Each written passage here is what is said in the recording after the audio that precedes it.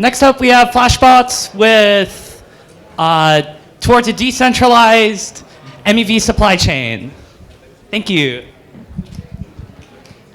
Thank you, V. All right. Hi, everyone. I'm Danning Sui. I'm a data scientist from Flashbots, and I'm here to share with you an empirical study we have done this year, published in July. This topic is towards a decentralized MEV supply chain, but do I have a clicker? Forward back. Okay, cool, thanks. But the paper itself was basically to understand why some of the top builders are having such a big market share and profitability profile, and to understand why, what are the strategies they're doing, and the root cause of everything. So to open it up, today we know that the block builder market is quite centralized. This is a chart to show all the block production or block inclusion rate by different block builders on Ethereum that is participating in the MEV Boost auction.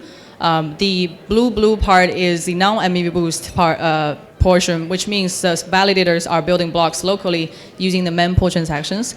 But pretty much the rest of it, which is around 95%, are built through MEV Boost. And within MEV Boost, today, there's only two builders, Titan and Beaver, are building pretty much everyone's transactions into the block. This is not good because it's quite centralized, and imagine censorship resistance as a problem. If both of the builder doesn't want to include your transactions, you cannot get your transaction on chain. So to understand everything, we build some profile to measure what are the builders and exist in the market. So we measured it by market share and profitability. In this chart specifically, it's showing the bigger bubble is the builder with a bigger market share. So you could see Titan, Arsync, Beaver are the biggest one on the top. And the y-axis is how profitable they are over a 6 months data period. And you can pretty much see that the bigger bubble it is, the higher pretty much in the profitability zone. But it's interesting that we also see some various, different profile, where you see, for example, there are some really small bubbles that are also in the high profit zone. And how do these builders land the blocks when they want and still get a really high profit while they have really small market share?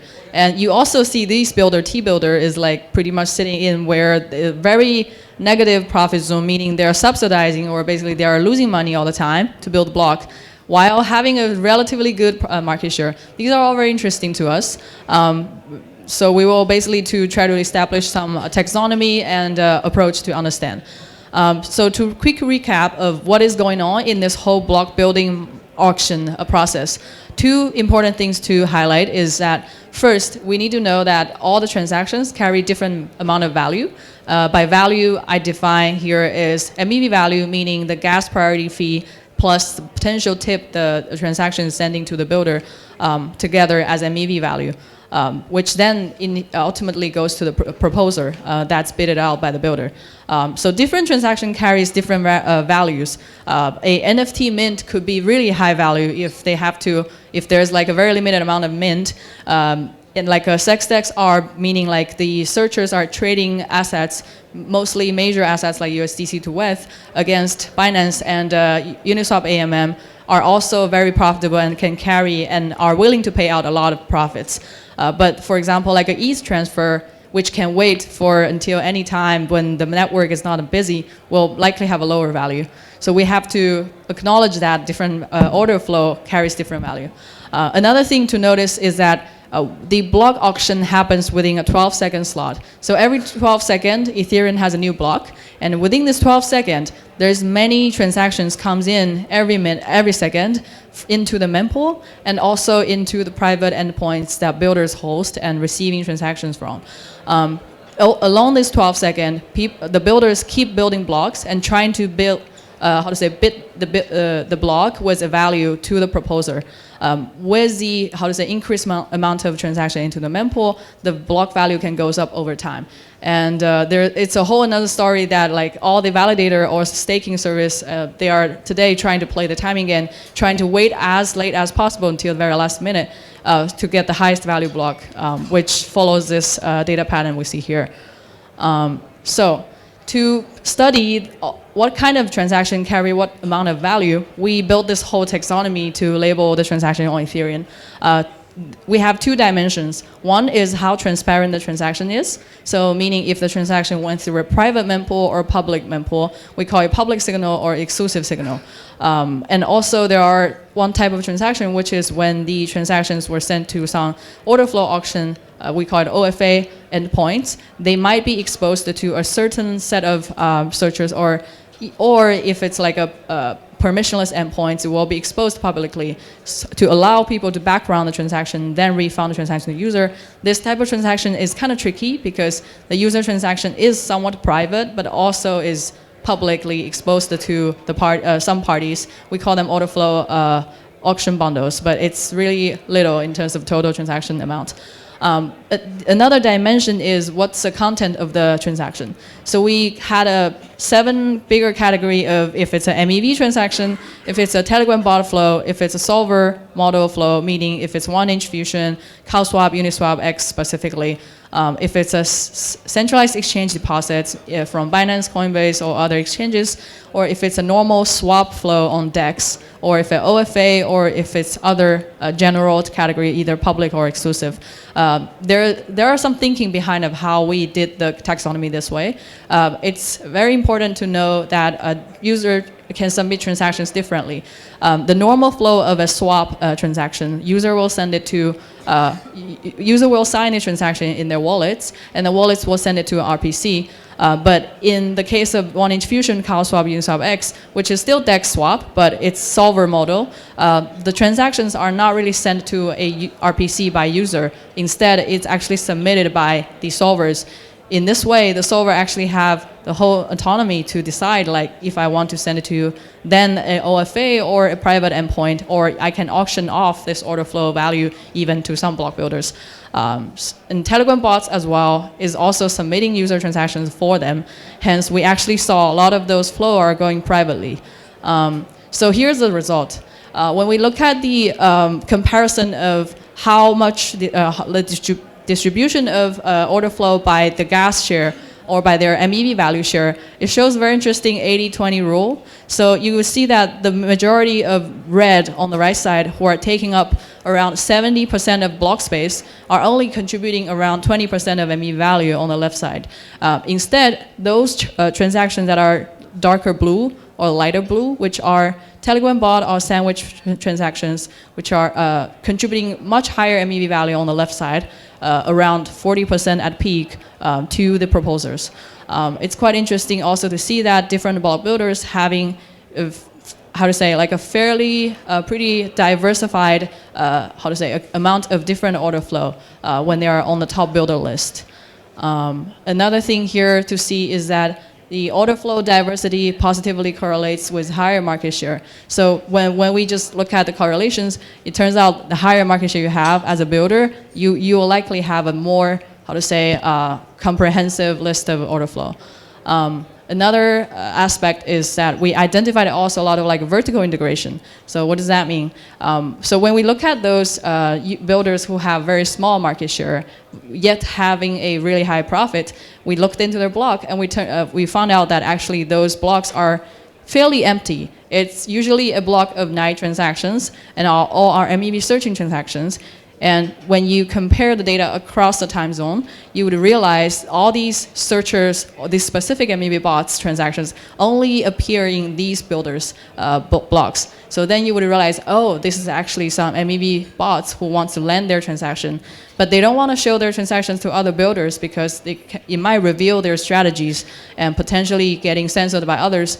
Hence, they decided to just become a builder. We built this metrics called a decoding accuracy to identify many of such cases where you could see a lot of the long tail builders are actually searchers themselves.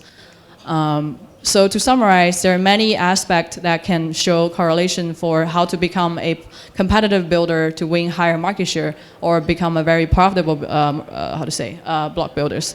The list goes pretty much for if you have a high value of order flow on your top of a block, if you have a higher amount of exclusive signal or meaning like private transaction order flow, or if you have a higher share of non-atomic ARB, OFA, or, for example, Telegram bot.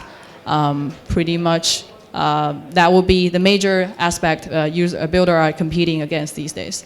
We identified a few other strategies the builders are doing. For example, a lot of builders are become pretty, innovative. For example, like Titan and Gambit and Penguin, when examining their block, we noticed that if we, identify the block position as top of block, bottom block, and body of block, end of block and body of block, by looking at the transaction index of first 10 percentile, last 10 percentile, and the middle, we noticed that actually some builders carrying a really high MEV value at the end of the block.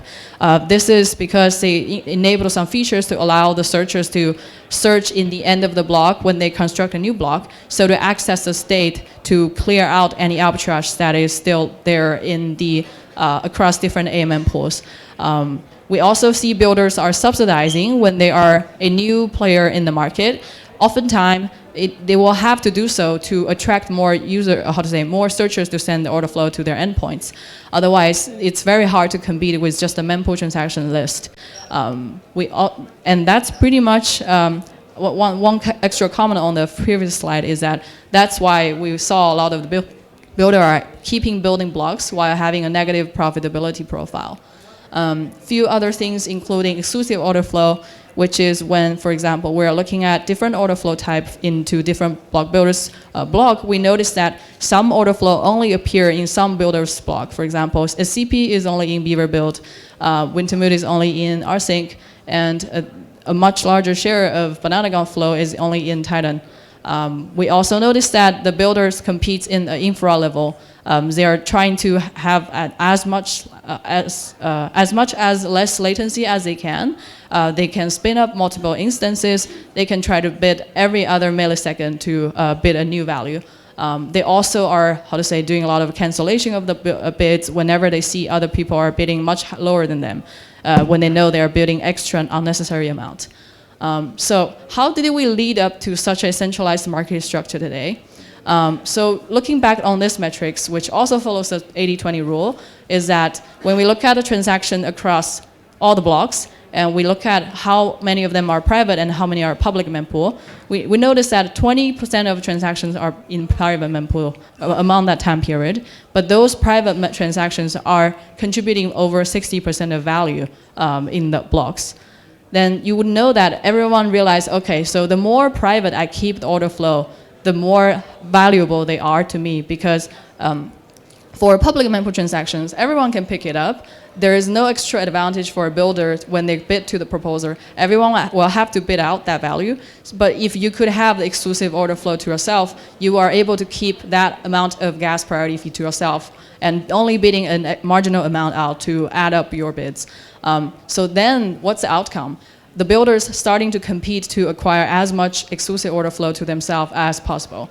The builder competition has been driving up the private mempool adoption. You will see that on the right side of the chart, the more bottom it is the higher market share the builder is. And when you will see that the builder that are in the bottom will likely have a higher percentage of private transactions. And we also see that the most valuable transactions are already all getting acquired in the private way. This is a timeline view of last 2 years. We could see that basically the whole Ethereum mempool are getting more and more privatized, and like less transactions are being seen in the public mempool. In 2023 Q1, private mempool transaction number was around 3 to 5%, and today the number actually jumped up to 35%. There is a pretty obvious jump around this year Q2. So what happened there? What we identified from data validated is that we could see that besides those order flow that we know that belongs to those big builders like SCP to Beaver and Wintermute to rsync, we see a crazy jump for Titan in that dotted line, which is their profit number around beginning of this year, correlated with their jump of the Bananagon transaction order flow share. This actually were later validated across the builders. We realized there was actually a quiet order flow acquisition war happened, every builder on the top list were trying to get this banana gun Telegram bots order flow, trying to make them exclusive to themselves so that they can have a higher value when they bid out to other competitors. But what really, one thing isn't showing in this slide is that what really drove the 35% percentage of private mempool adoption is actually MetaMask starting to have this feature called Smart Transactions, where they actually monetize the user transactions order flow to builders. So now actually, if you're a user on MetaMask and you opt into Smart Transactions, MetaMask will then show to the block builder saying, hey, I have a set of user transactions. How much value you want to pay me to get this order flow? The builder will then bid for a value to get the flow, and then the person who wins will take the MetaMask user order flow.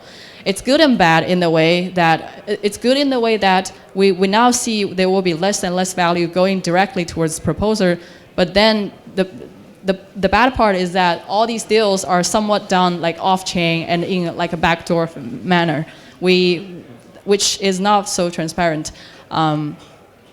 So to revisit what happened, pretty much that leads up to today that we only have 2 block builders, is pretty much this gap where when the order flow acquisition realization in the market happened, where people then really starting to compete, and the order flow deal was done, other builders will basically give up maintaining a high inclusion market share since they already lost the deal. There's no point to like subsidize and market yourself to attract more flow because most of the flow are already in the known and already belong to somebody exclusively.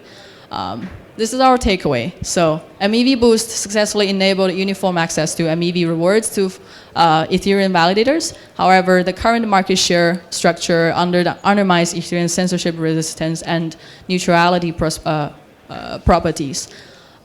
So everyone actually here, even the top builders, when we talk to them, they do also want a decentralized market share structure, including Beaver, Titan. Everyone is tired of like this, I compete with you, I give you more margin out to try to win the deal type of thing. It's zero-sum game, there's no innovation behind, it's just business. And also beyond the censorship resistant aspect, it's a lot of inefficiency for different builder having exclusive order flow and competing on the non-conflict transactions. So for example, if I'm a Titan, I have the Telegram bot flow, and the Beaver has these centralized exchange to decentralized exchange arbitrage flow. These 2 transactions are not competing on accessing the same state, but they had to compete for bidding out more to proposal to land in the next block now that they're in different builders' blocks. This is not great for the market and everyone makes less money.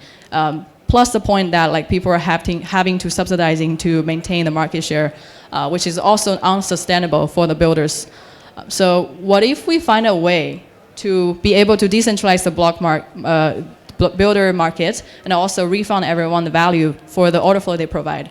At Flashbots, we have been experimenting this gas fee refund rule starting from July, and by far we have already collected over 33 refunds from the order flow providers. The idea is basically saying, what if in the future, our vision is that if there is just one unified builder that is receiving order flow from different parties, and there is going to be this, refund rule calculation to calculate for each order flow, when you come into the block, how much marginal value you are contributing to the block. And so then I can refund proportionally to you for the order flow providers. In this way, we can avoid a lot of those competitions that we mentioned before. So yeah, we're looking towards a decentralized block building future. And if anyone interested, feel free to check out the forum post for more details. So thanks for everyone's attention. This is a talk based on our paper, so if you're interested, feel free to check out the paper as well.